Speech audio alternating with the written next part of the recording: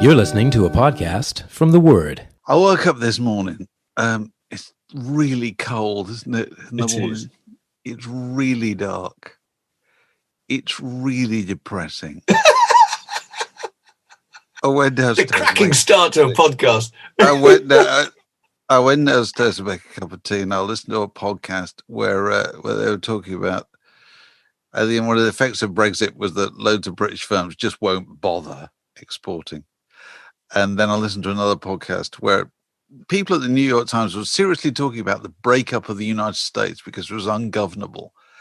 And I got so depressed by all this, I was thinking of going back to bed, just pulling the sheets over my head. And then I thought, no, I got a really good idea for a stack one he gave. Excellent. For Mark Keller. Puts a spring in your step. Twinkle in your toes. Here we go. Go on. This is the one that, right. Bands who were shortlisted for the Mercury Music Prize or craft beers. Okay. Very good. Bands who were shortlisted for the Mercury Music Prize or craft beers. That's Are you ready? That's hilarious. Here we go. Yeah, Here we go. Number one, Dead Pony Club. That's Is that the band that was shortlisted for the Mercury Music Prize or a craft beer? It can't possibly be a beer. That's a band. No, it's a low amplitude, high voltage hop hit. Alive with flavour. It's hop to the Pacific shores and back. Dive into aromas of citrus, lemongrass, and lime zest. That is good. Malt-based ebbs to a huge hop hit, washing tropical fruit, floral garlands, and spicy undertones all over your palate. Hey! Oh God, you forged it. That's fantastic. Dead Pony Club is the name of a beer. That's brilliant, isn't it? Okay, here we go. New Young Pony Club. Is that a band who was shortlisted for the Mercury Music Prize or a craft beer?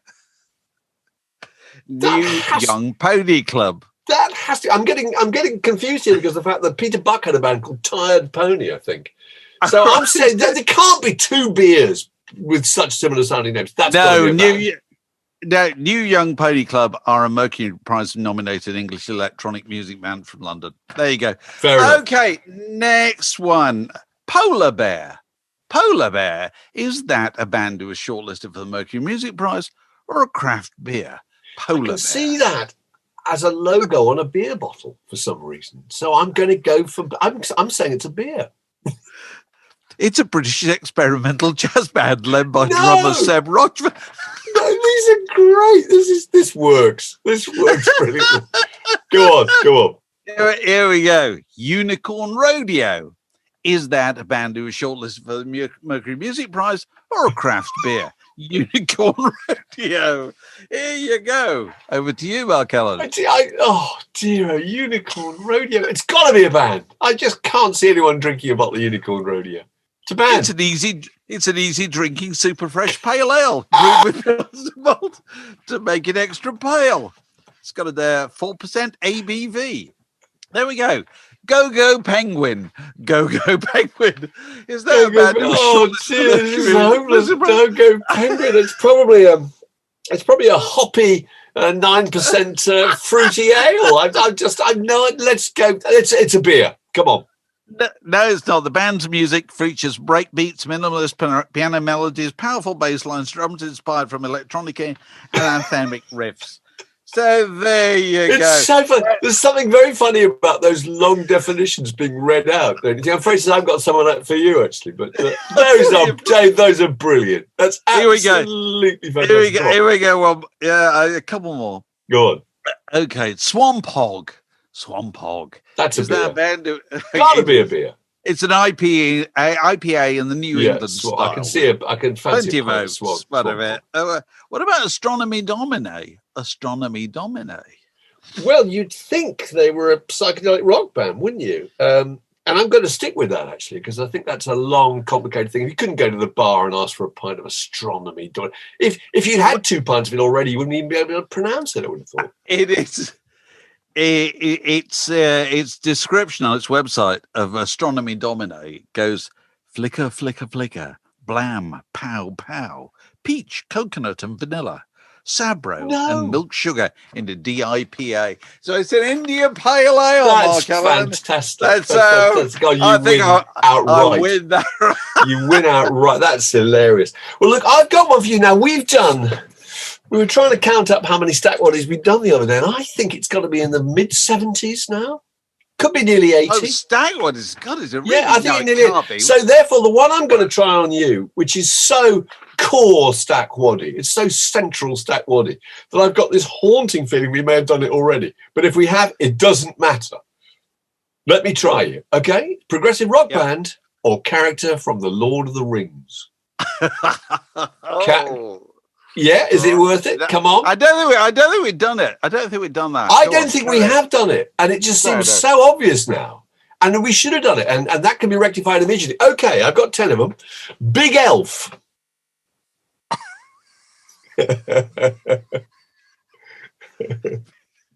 Big Elf. Is that a progressive rock band?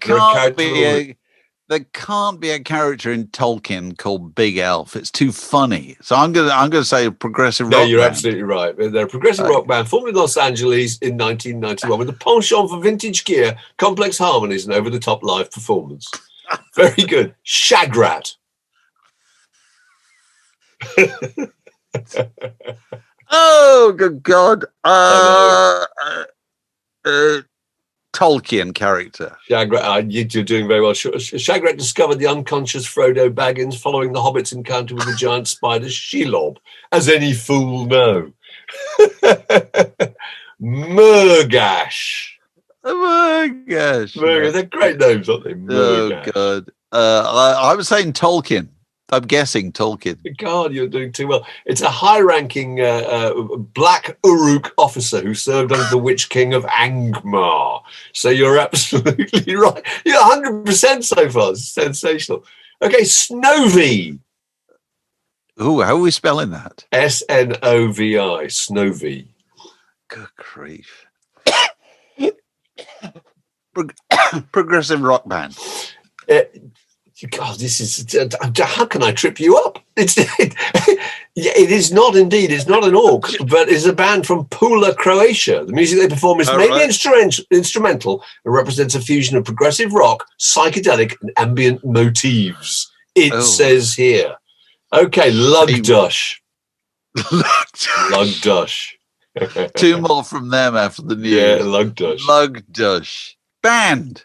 No, Lugdush is one of the Uruk High Scouts led by Ugluk that captured Merry and Pippin beneath Aemon Hen and then took them westward to Isengard. There'll probably be people listening here. There's probably some deep-end Lord of the Rings fans listening here who'll probably write in and complain you've got something wrong there. But that's the detail that I've got. Not taking it with the appropriate seriousness. I know. Okay, Squack It. Squack It. That's a great name, isn't it? Squack It.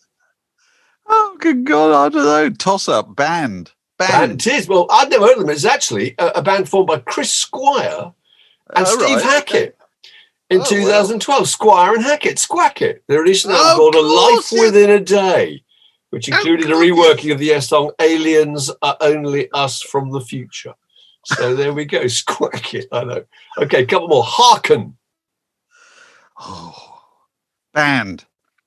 Yeah, prog band from the multi-instrumentalist Richard Hensel. 6th album just out called Virus. That's nice. Azog. Azog. Tolkien. Yeah, powerful orc chieftain who claimed rulership over the abandoned dwarfish mines of Moria during the Third Age. I thought you'd know that, Dave. Okay, there was 2 more. Voivod. Voivod is a band. Yeah, isn't it? Canadian. Maybe you've heard of them. Canadian prog metal band from Quebec. I've heard of them. Yeah. Featuring Dennis Snake Bellinger, Daniel Chewy Mongrain, and Dominic Rocky LaRoche. Because it's interesting, isn't it? Really, because I read Tolkien years and years ago. I've forgotten it. But a word like voivod is not. You can't imagine Tolkien coining it, can you? Somehow it's too futuristic. Voivod. It's too Soviet. Yeah, that's a good point. Whereas there, it's not Middle England, is it? It's not. Whereas Murgash and Shagrat are more 1950s when it was written. They're of the soil. They're words of the soil. That's right. Anyway, carry on. Okay, and the last one is Gothmog. Gothmog, band or Lord of the Rings character? Lord of the Rings character. He is indeed the Lieutenant of Morgul. Prior to the revolt of Noldor, he was the High Captain of Angband. All of those could make good band titles, couldn't they? In fact, I think you've absolutely triumphed there, Dave. That craft beer thing was genius. Good work. Very good work. It gives us what else is happening? So, did you see the story? My wife says to me, "What are you doing this morning?" I said, "I didn't dare tell." I was talking to Mark and I'm quizzing him about Mercury Music Prize winners or craft beers. I don't think she'd see it as work, really, would she? No, but she'd see it as it's of national importance, isn't it? Keeping the entertainment flag flying. So, look, did you see the story in the Times by Hunter Davies about a song that he'd written about? I didn't. Go on. Oh, it's just a lovely story. I mean, I'd kind of read the story about McCartney going out to stay with him before, because I think he's done that in his autobiographies. But basically, in December '68, he and his wife and his two kids were out in Portugal in their little house, and he'd sent a postcard to McCartney saying, "Do come," because they're old pals, and he'd written the Beatles' official authorized biography. And he'd written to McCartney, sent him a postcard saying, "Do come and stay if you want to." And suddenly in the middle of the night, there's this ringing on the doorbell.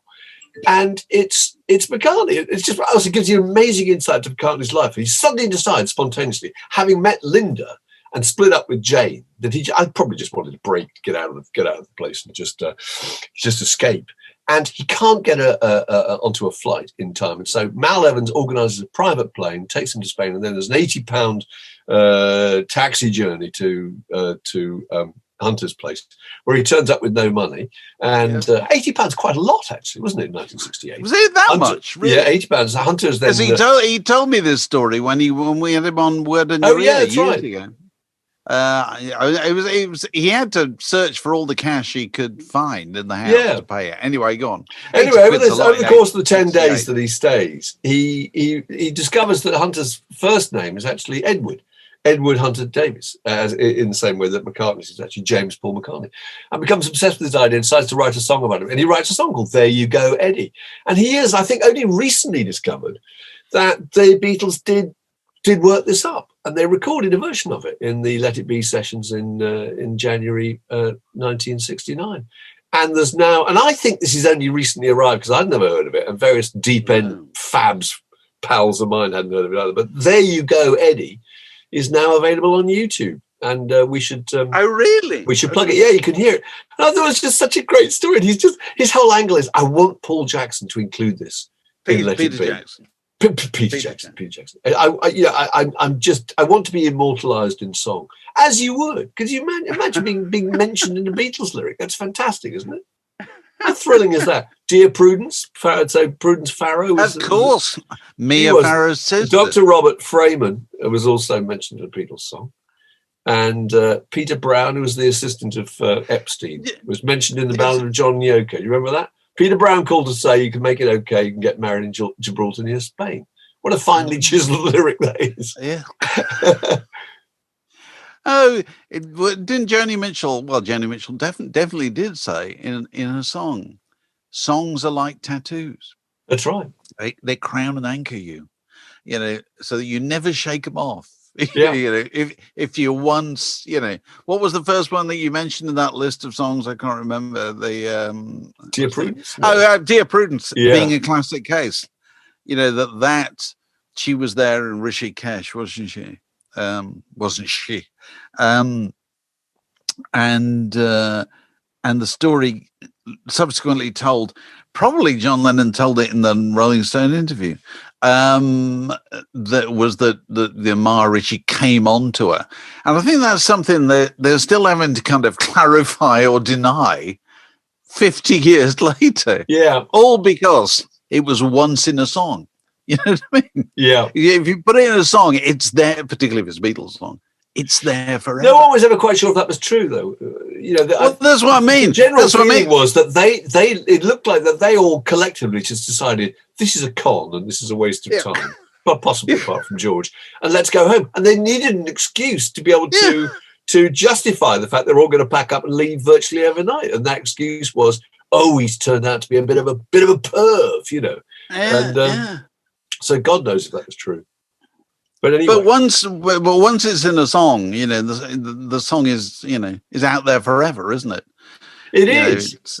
It's halfway around the world before the truth has got its trousers on. Exactly. And but imagine and forevermore. But Matt Busby, Charles Hawtrey, all these people got mentioned in Beatles songs. Lovely. That's true. Yeah. My favourite mention of I suppose what we call an ordinary person, because mostly people write about famous people, don't they, or celebrity pals or whatever. But my favourite one is Disco 2000. Do you know that by Pulp? It's a fantastic song. Yeah. Your house is very small with wood chip on the wall. And it's a song about a girl called Deborah Bone. It's a really sweet story. It's about Jarvis Cocker was born within an hour of this girl, and their mums are both great pals. And their whole thing is that maybe the mums engineered this idea, but that they would finish up married to each other.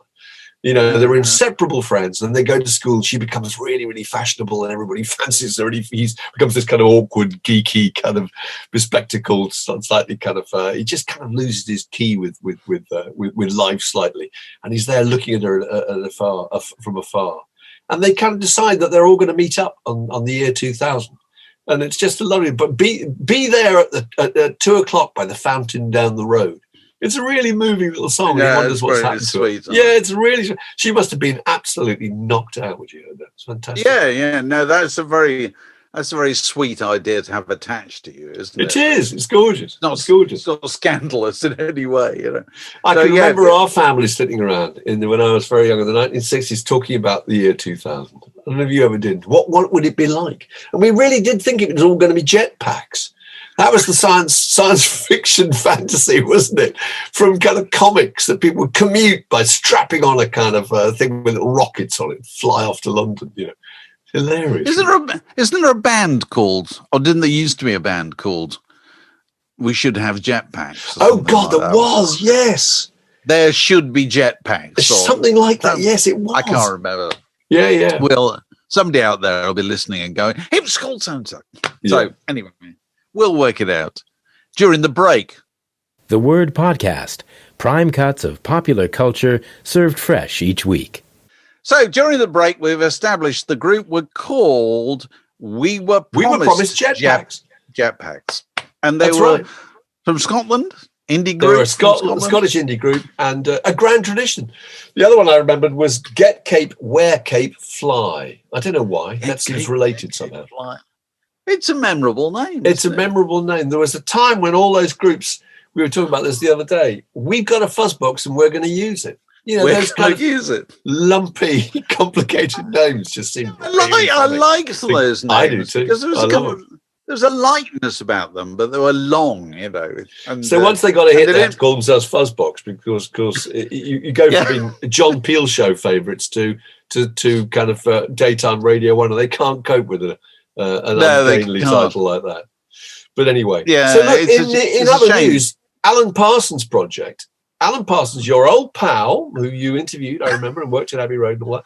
Alan Parsons Project are still going under the name the Alan Parsons Project Band, The Project. There's another classically ungainly name. But he's suing to them using it because he's not in the band. So that's a grand tradition, isn't it? You can kind of see that, can't you? Really? Yeah. And names are. Sorry about this. Phone's ringing. That's all right. Don't worry. My wife will get it at some point. Eventually. Oh no! There she is. Here we go. We're about. Oh, good God, I can't believe this. Hang on a second. We're going to hear the whole telephone conversation. Yes, he's upstairs talking to Mark Ellen. Yes, I know. Yeah, it's craft beers versus Mercury Music Prize winners. Yeah, that's how he spends his time. It's absolutely astonishing. I know. Well, it keeps him out of mischief, keeps him off the streets, gives him a little bit of interest. Is she there? Dave, we lost you completely. Welcome to the Word Podcast. Well, we're still recording. We're still recording. Keep going. That's ridiculous. I don't know. The phone's That's never done that before. That's very funny. Anyway, we were talking about that interrupted a very important conversation about the Alan Parsons Project band, the project. No, just the use of names and well, you know, that people trying to appropriate names. You know, that like you always talk about. Isn't Roger Waters when touring returns? When Roger Waters tours, he's billed as the genius behind Pink Floyd. That's right. Pink Floyd. So they get Pink Floyd in the billing, and you can kind of see where that comes from. But no, I disappeared down various internet rabbit holes recently, looking into the issue of the. You remember Fleetwood Mac in 1974? This is the first time that this was a big story. Was the idea of a band, you know, touring as a group, which they didn't appear to be the group. And this is a very instructive story because the early days, you know, the early 70s in Fleetwood Mac terms were a very, very chaotic time. You know, that Peter Green left in 1970, Jeremy Spencer left in 1971, you know, walked out, you know, the front man walked out to join Children of God, never came back, etc. Danny Cowan left in 1972, and then the replacement, Bob Welsh, left in 1973. Under a cloud, but he was having an affair with Fleetwood's wife. That's right. Which gives you... Oh, you've got to love Fleetwood. Gives you an idea of the level of chaos. The gift that keeps on giving. Carried on in the Fleetwood Mac at the time. And so they effectively just kind of fell apart. They weren't doing anything. They all buggered off to different places or whatever.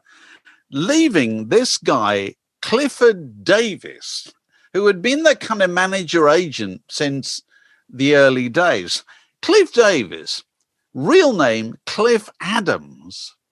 And they didn't call him that because this is really going down internet rabbit holes. You remember the Cliff Adams singers who used to do Something Simple on the radio? And so you couldn't have a guy called Cliff Adams anywhere associated with a rock band because it was a joke, Cliff Adams. So he changed his name. But anyway, somebody pointed out to me that if you here I have my copy of Mr. Wonderful, the Fleetwood Mac album from whenever. I love that cover. Almost life size. Open it up and so we can see the entire skinny frame of Mick Fleetwood. Isn't it great? I know. Anyway, really good record. And if you look at the credits on all the Peter Green songs on this album, you know, sort of Love That Burns and all that kind of stuff, it's all co-credited to P.A. Green, C.G. Adams. So we can only assume that their manager agent had an extraordinary musical ability. Yes.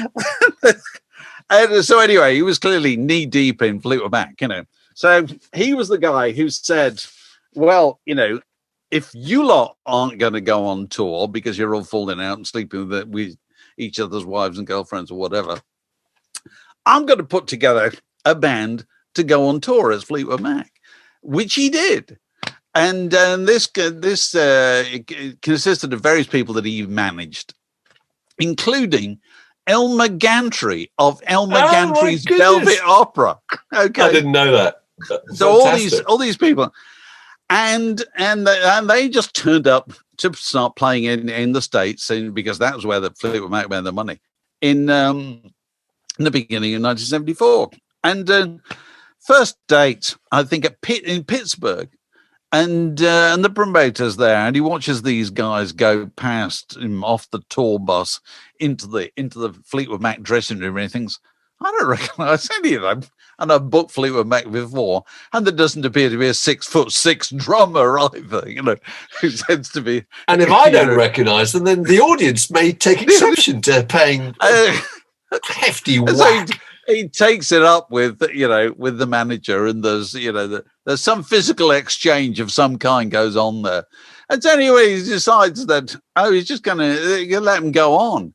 And apparently they went down quite well, actually, because the audience were too too kind of stoned. And also Fleetwood Mac changed members so often. Oh, yeah, absolutely. That people were quite used to. And the most recognisable member was behind the drums, so you couldn't necessarily, he wasn't kind of forefront of your mind, was he? So anyway, I mean, the tour kind of staggered on a bit, and and it was eventually abandoned. There was a famous show in New York where Elmer Gantry obviously decided, laryngitis was his best policy to get out of this. What was it becoming an increasingly grisly thing? Oh, I can't sing. Yeah. And they announced to the audience, this may not appear to be Fleetwood Mac. If you want your money back, you can have it, or you can you stick around. They took the stage without the singer, and they just said, "We're going to jam a bit." Just to charge. Can you imagine a band who aren't actually Fleetwood Mac, who didn't write any of the songs, and don't have a singer doing instrumental voices. Oh God! So the interesting thing is that Elmer Gantry and another member of the band, whose name I can't remember, are still around, and they were on Johnny Walker's program on Radio 2 only a few years ago, talking about this incident. And they still claim to this day that this was cooked up with the connivance of Mick Fleetwood, that Mick Fleetwood knew all about it and had agreed that this was going to go on, and he was going to join them in the tour later on. Wouldn't he have made some money from performance rights? If a band is playing your songs, aren't you earning? Well, he wouldn't have written them anyway, would he? I mean, but that's true. The idea is that they still say this was supposed to be a way of changing the membership of Fleetwood Mac, and that he would continue in the group, but then he got cold feet. He didn't do it. Who knows the truth? Yeah, couldn't make it up. But that's a brilliant story. And if you're Elmer Gantry, you must think, I was this close. Absolutely. I was this close to being a member of Fleetwood Mac. And isn't it nice to know that in some small corner of a foreign field, there was a conversation about Elmer Gantry's Velvet Opera going on now? Good. I thought it was absolutely extraordinary. That's a brilliant story. And so it sent me back to my old copy of Mr. Wonderful. And I don't know if he still gets royalties from his clearly his distinctive musical contribution. Those it's obvious to everybody, to those songs. So and nowadays we all accept, surely, and I think this case in 1974 was the first indication of it. We all accept that the most valuable thing any band has is their name. It's the most important thing. It's the most important thing because they all keep going 40, 50 years later on their Roger name. Waters being the first to discover that. I remember him telling me in an interview, talking about being I think it's in Philadelphia, and he's playing a half-empty 3,000-seater venue in about 1988. And across the road, a band called Pink Floyd are selling out a kind of 70,000-seater stadium, playing all of his songs. And he said, "What a terrible moment that was," And you kind of realise, because I think he thought, "I am Pink Floyd." Everyone knows that. Everyone knows it. No, they don't. No, they don't. They can only be attached to one name. This is a junction in the word podcast. It separates that bit from this next bit. So we're joined by Alex. Alex, have you been up late again, carrying on your marathon viewing of the entire Marvel franchise? Yeah, it's still going. It's starting to feel like a bit of a slog, to be honest, but I'm committed and I'm going to do it. I'm less than halfway through the 4 gazillion hours you need to spend. I'm on season 2 of Daredevil at the moment, and they've just introduced immortal people, which I've been waiting for something like that to happen, because it's basically been like a law drama with lots of fighting. I needed some supernatural action, and I've got it. So that's boosted me for the next. I love the idea that you're not even halfway through and it's already becoming a bit of a chore, but you've got to persevere. You've started, so you'll finish. I've got to do it because they're bringing some more stuff out as of this month, so I've got to be up to date. Oh my God! I'm doing completely the opposite. I'm only watching films made in the 1940s or 1950s. What do you watch? That's my new rule. I've during the last week. I mean, there's a load of this stuff on the BBC iPlayer at the moment. It's really good. Now I've watched the like Citizen Kane and Sullivan's Travels, Strangers on the Train, The Apartment, Marnie, all this kind of stuff. No, Marnie's 60s. God, Citizen Kane. Let me stop you there. Citizen Kane, as I recall, there's the election in that where the two sides, opponents, try and stitch each other up.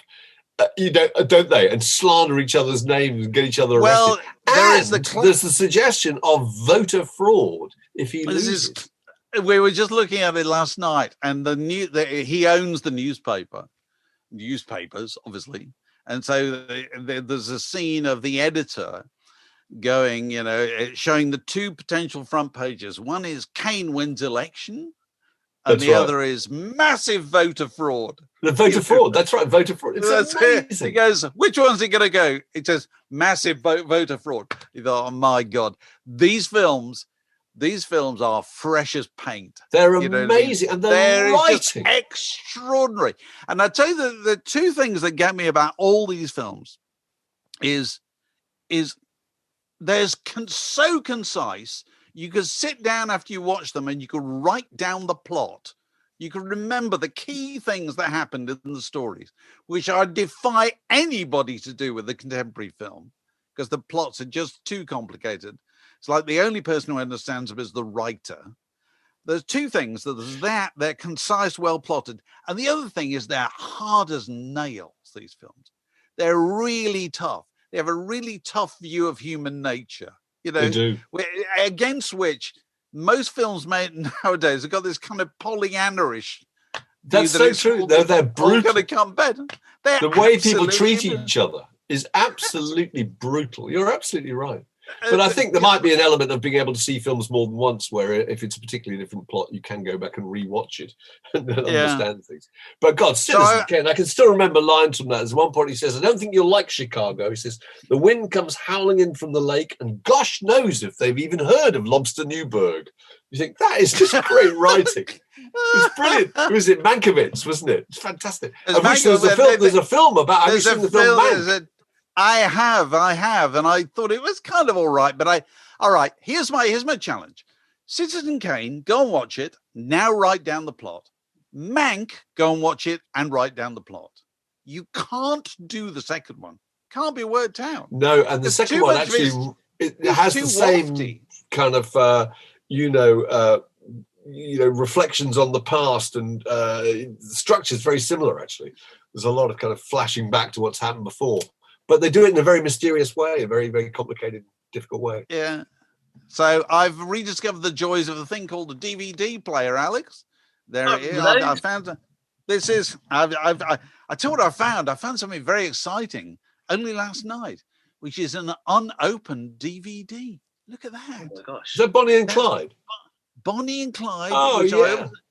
I obviously bought in some kind of HMV 2 for £10 deal.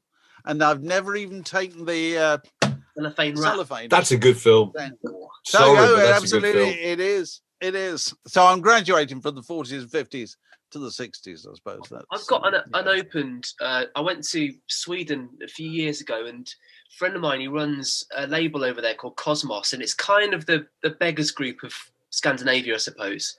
And I get to his office, and he knows I'm an Oasis fan, and he gives me this huge Oasis box set as a prezi, because they did all their stuff over there, and I've still got it completely unopened. It's got about 15 records in there and booklets and all kinds of ephemera, but I've had it about 8 years and I still can't bear to take the cellophane off and open it. If you ever get to the end of the Marvel universe, the phone's ringing again. That's really good news. Oh no.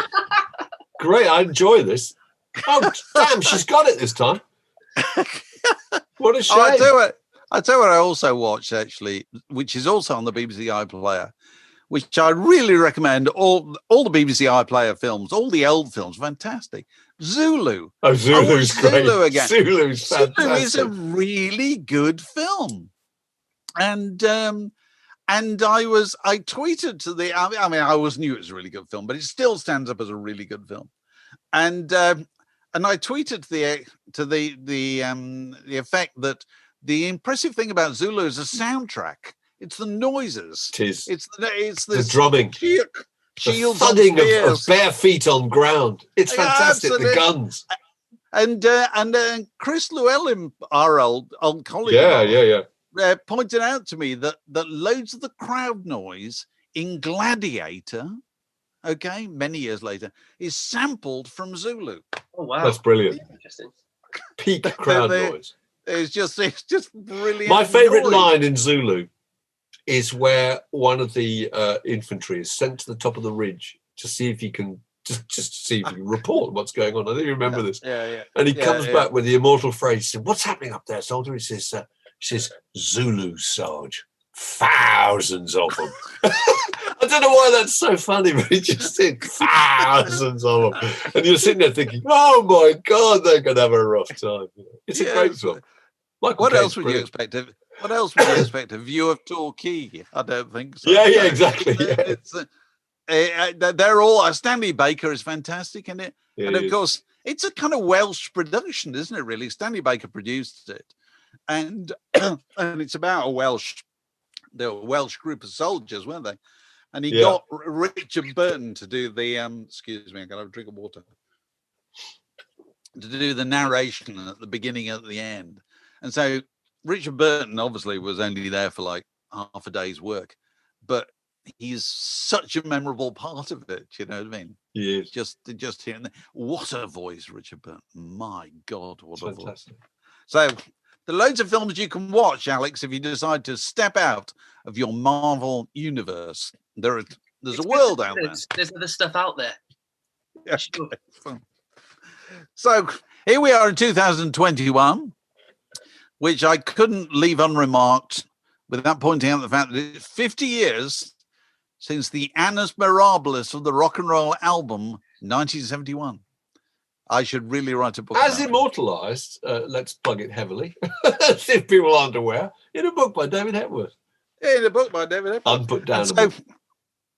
So I when I was working on the book, I kept a kind of diary of week by week through the year, things that happened in 1971. This week in 1971, and this week in 1971 was the last gig at Mother's in Birmingham, and Mother's was the first it was the first legendary outside London venue, wasn't it, Mark? It was. I mean, it was the place everybody wanted to play. It was the hit place to play, and there weren't any hit places to play in those days. There were student unions, and then there were kind of it's mostly college campus venues. Yes, absolutely. Whereas Mother's was supposed to have a kind of funky ambience that everybody wanted to be in, and it's where bands used to spend a lot of time after hours jamming. Pink Floyd, the live tracks on Ummagumma, I think, are recorded at Mother's. And the amazing thing about Mother's, I only discovered this when I was researching my book, is it was on the first floor above a furniture store in Erdington High Street in Birmingham. It was the glamour above a shop. Imagine that, imagine what the noise must have been like for this place. It's absolutely extraordinary. But everybody played there, Fleetwood Mac, John Mayall, Free, Roy Harper, Straubs, Coliseum, Elton John, King Crimson, Canned Heat. Everybody played Mother's in Birmingham. But it was its last night was this week. It closed its doors on the 3rd of January, 1971. So it only had quite a brief period. Is there a plaque on the wall? There should be. I think there is. A plaque on the wall. There really ought to be. Yeah, it's blue plaque was unveiled on the 13th of July, 2013. It was the place, that because anywhere where Pink Floyd played, if you go there now, I think you probably find a small knot of people in damp greatcoats gathered with a guttering candle. I suppose you would. And this week in 1971, well, it's obviously Paul McCartney served the writ to wind up the Beatles on New Year's Eve of 1970. And so it was the beginning of all that time in court. And do you know what was number one in the British charts? It's an extraordinary thing. Dave Edmunds with "I Hear You Knocking." Good God, was it really? Wow. Yeah, it was. He was a big deal, wasn't he? Well, yeah, absolutely. For a long time, on and off, really. He came back in various different guises, didn't he? Really. When did the Lennon Remembers interview came out? Because he gave that in December, didn't he? It must have come out January 71. It came out 2 parts. I can't remember the actual date. Can you remember that? Can you remember that being published? God, yeah. Lennon Remembers. Lennon Remembers. It was phenomenal. Where he described himself as the genius in the band, and he said a lot of the Beatles' work was dishonest. And yet he himself was so monstrously dishonest. At one point, he's asked when his songwriting partnership with McCartney ended. He said, around 1962. You think that's appalling? It was so bitchy. It was a classic case that he set out to destroy the reputation of the Beatles. Completely. He said McCartney had treated him and Harrison as side men throughout. And he said George Martin's contribution was merely as a translator. I mean, it was just cruel, wasn't it? Yeah. I know. Sorry. He said, "Well, you got to be a bastard to make it." We were the biggest bastards of all. I don't think they were. I mean, I'm sure they had that side of them, but he felt the only way he could hold up John Lennon as an individual was by denigrating the Beatles completely. And he knew what impact was going to have, because I think he went abroad when it came out. He did. Went to Spain or something, put his head under a pillow, didn't he? Yeah, he went to Japan. He went to Japan, that's right. They went to Japan. They hid because he knew how much furore it would cause. I know. So it was the... In Serafinowicz, Ringo Remembers Takeoff, where Ringo remembers doing the Goldfinger Bond theme, but there's a really Beatles-y Bond theme where he's Goldfinger, I want your finger. Absolutely amazing. That's brilliant. Two of them, and there's one where he remembers McCartney doing "Wonderful Christmas Time," but in this universe, it's erotic Christmas time, and McCartney's basically singing about getting off with all his lady guests, and he gets escorted off by police. It's brilliant. There's a whole. That's very funny. And Peter Serafinowicz plays all the Beatles in a course bit, but it's worth checking out for sure. Which he does brilliantly. All four of them. It's fantastic, isn't it? Yeah. Got the accents just right. So that's 1971. This week in 1971, which we should probably revisit next week, won't we? See what happened in the following week. Well, any other business, Alex, we got to talk about? We have some new patrons. Oh, go on, lovely. It was good to know. So yeah, we should welcome Ian McNally. Good man. Ian. Anne Wright. Good. Hello, Anne. Guitar PK. Who was that? Guitar PK. That's fantastic. What a money. Okay. Yeah. We like the sound of him or her. And David Burgess. Bless them. Oh, welcome. Bless them. It's lovely to have you all aboard, and we hope to see you on the Friday night quiz, which is returned for our special treat for Patreon supporters. Started a new season last Friday, and we'll be continuing next Friday. We'll continue to be where we got more exciting Word in Your Attics coming up in the next week. We're recording at least one next week. Yeah, and there'll be lots more coming down the pike, if that's the appropriate expression. It is now. Anything? It is down the pike. This podcast was brought to you by The Word.